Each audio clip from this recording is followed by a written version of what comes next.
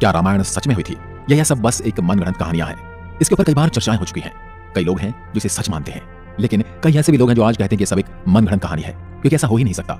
लेकिन आज की वीडियो रामायण को काल्पनिक मानने वाले को हिलाकर रख सकती है। आज हम आपको वैज्ञानिक रिसर्च के कुछ ऐसे सबूत दिखाएंगे जिन्हें देखने के बाद आप ये मानने को मजबूर हो जाएंगे कि रामायण बस एक धार्मिक किताब और मनगढ़ंत कहानी नहीं है, बल्कि रामायण सच में हुई थी और श्री राम, रावण, हनुमान जी ये सब सच में मौजूद थे। और यही सब बातें जानने के लिए इस वीडियो के अंत तक जरूर बने रहें। रामायण भारत के सबसे प्रसिद्ध ग्रंथों में से एक है। भारत में रामचरितमानस का पाठ पूरी आस्था के साथ होता है। महर्षि वाल्मीकि द्वारा रामायण में भगवान राम की संपूर्ण जानकारी लिखी गई है। और लेकिन कुछ लोग भगवान के होने पर ही सवाल उठाते हैं और रामायण को केवल कहानियों से भरी किताब मानते हैं।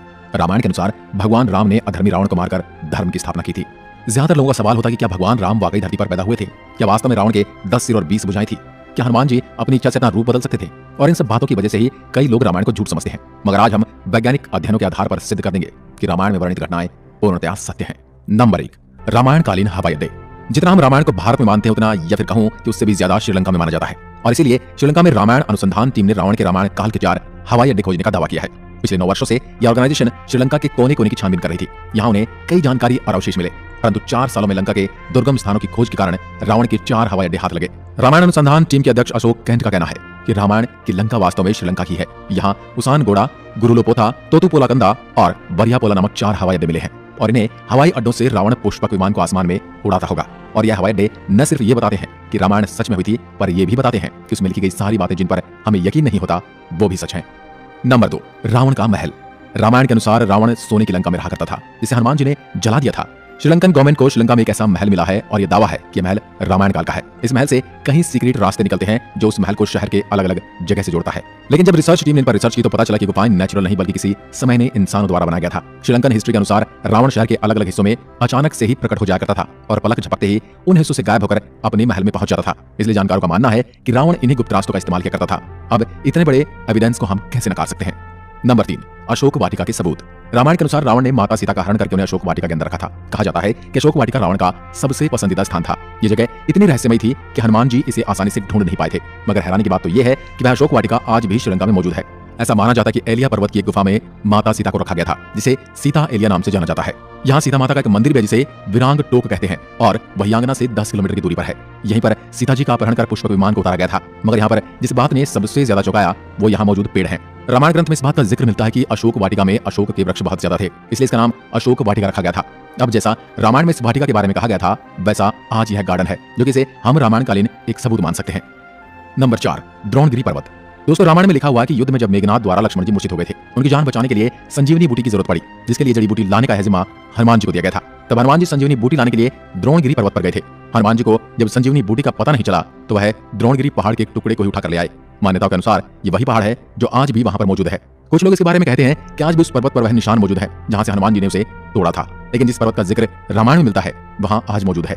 जड़ी बूटी देने के बाद हनुमान जी ने इस पहाड़ के टुकड़े टुकड़े कर इसे श्रीलंका में फेंक दिया था। जहां जहां इस पहाड़ के टुकड़े गिरे वहां के पेड़ पौधे और जड़ी बूटी बाकी जगहों से अलग होती हैं। और सच में श्रीलंका में कई कमाल की जड़ी बूटियां मिलती हैं। श्रीलंका में हिमालय की जड़ी बूटियों का मिलना इस बात का पर्याप्त सबूत है कि लक्ष्मण जी को संजीवनी देने की घटना पूर्ण रूप से सत्य है, क्योंकि ये जड़ी बूटियों के पौधे उस स्थान पर मिले हैं जहां पर लक्ष्मण जी को संजीवनी दी गई थी, जबकि दूसरे हिस्से में इस प्रकार की कोई जड़ी बूटी नहीं मिलती।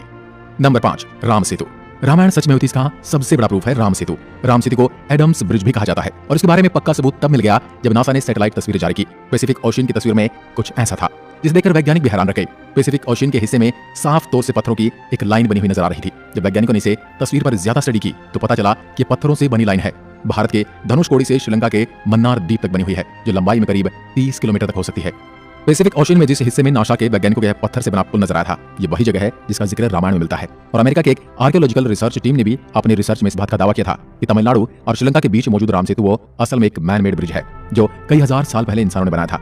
माना जाता है 15वीं शताब्दी तक यह पैदल पार करने लायक था, लेकिन इतना ज्यादा समय बीत जाने के कारण यह पुल अपने पूर्ण स्वरूप में नहीं रहा। वैज्ञानिक दृष्टिकोण से इस फैक्ट को हम रामायण के एविडेंस के रूप में देख सकते हैं। नंबर 6, सुग्रीव की गुफा। बाली के डर से सुग्रीव जिस गुफा में रुके थे वह गुफा आज भी मौजूद है। रामायण के अनुसार बाली ने दुंदुभी नामक राक्षस को मारकर उसका शरीर कुछ दूर फेंक दिया था। हवा में उड़ते हुए दुंदुभी के खून की कुछ बूंदें मातंग ऋषि के आश्रम के ऊपर गिर गई। ऋषि ने अपने तप के बल से जान लिया कि किसकी हरकत है। फिर क्रोधित ऋषि ने बाली को श्राप दिया था कि कभी भी ऋषि के पर्वत के क्षेत्र में आएगा तो उसकी मृत्यु हो जाएगी। सुग्रीव को राज्य से निकाले जाने पर वह इसी जगह पर आए थे, क्योंकि वह जानते थे कि बाली यहाँ नहीं आ सकता। यहीं पर उनकी मुलाकात राम जी से भी हुई थी और बाद में राम जी ने बाली का वध किया था और सुग्रीव को किष्किंधा का राज्य सौंप दिया था। और ये सारी गुफाएं आज भी मौजूद हैं। नंबर 7, राम सेतु के पत्थर। भगवान राम ने समुद्र को पार करने के लिए बंदरों की सहायता से लंका तक पुल बना दिया था। कहा जाता है कि इस पुल के माध्यम से श्री राम की पूरी वानर सेना रावण से लड़ने लंका गई थी। मगर हैरानी की बात तो यह है कि राम सेतु में इस्तेमाल किए जाने वाले पत्थर आज भी मौजूद हैं। राम सेतु पुल के पत्थर पानी पर तैरते थे। रामेश्वरम में सुनामी के दौरान कुछ पत्थर जमीन पर आ गए थे। शोधकर्ताओं ने जब उन्हें दोबारा पानी में फेंका तो वह तैर रहे थे, जबकि दूसरे पत्थर पानी में डूब जाते थे। शोधकर्ताओं के अनुसार इसके लिए एक विशेष प्रकार के पत्थर का इस्तेमाल किया गया था, जिसे विज्ञान की भाषा में प्यूमाइस स्टोन कहते हैं। यह पत्थर पानी में नहीं डूबता और तैरने वाला यह पत्थर ज्वालामुखी के लावा से आकार लेते हुए अपने आप बनता है। ज्वालामुखी से बाहर आता हुआ लावा जब वातावरण से मिलता है तो उसके साथ ठंडी या उससे कम तापमान की हवा मिल जाती है। यह गर्म और ठंडे का मिलाप इस पत्थर में कई तरह से छेद कर देता है, जिस कारण यह पत्थर पानी में नहीं डूबता। अब इन पत्थरों के पीछे का विज्ञान भी रामायण के समय उनको पता था और उन्होंने इस तकनीक का उपयोग राम सेतु को बनाने में किया था। यह रामायण का एक पुख्ता और मजबूत सबूत है। नंबर 8, जली हुई लंका के सबूत। रामायण ग्रंथ के अनुसार हनुमान जी ने लंका की सोने की नगरी को जला दिया था, मगर अभी कुछ एविडेंस मिले हैं जिन्हें लेकर कहा जा रहा है कि लंका के जलने के सबूत आज भी वहां पर मौजूद हैं। जिस जगह पर श्रीलंका को जला गया था वहां की मिट्टी आज भी काली है, जबकि उसके आसपास की मिट्टी का रंग वैसा ही है जैसा कि नॉर्मली मिट्टी का होना चाहिए। बस इतने से इलाके में ही काली मिट्टी मौजूद है, जो कि जली हुई लंका के सबूत को बताती है। इस बात को भी हम एक इत्तेफाक कहकर टाल नहीं सकते। अब जब आपको इतने सारे प्रूफ दिए जा रहे हैं, यहाँ तक इतने सारे प्रूफ कोई इत्तेफाक नहीं हो सकते, तो इसलिए यही साबित होता है कि रामायण सच में घटित हुई थी। आपका क्या विचार है हमें कमेंट में लिखकर जरूर बताएं। एक बार फिर मिलते हैं एक और ऐसी दिलचस्प वीडियो के साथ। तब तक के लिए नमस्कार, जय हिंद, जय भारत।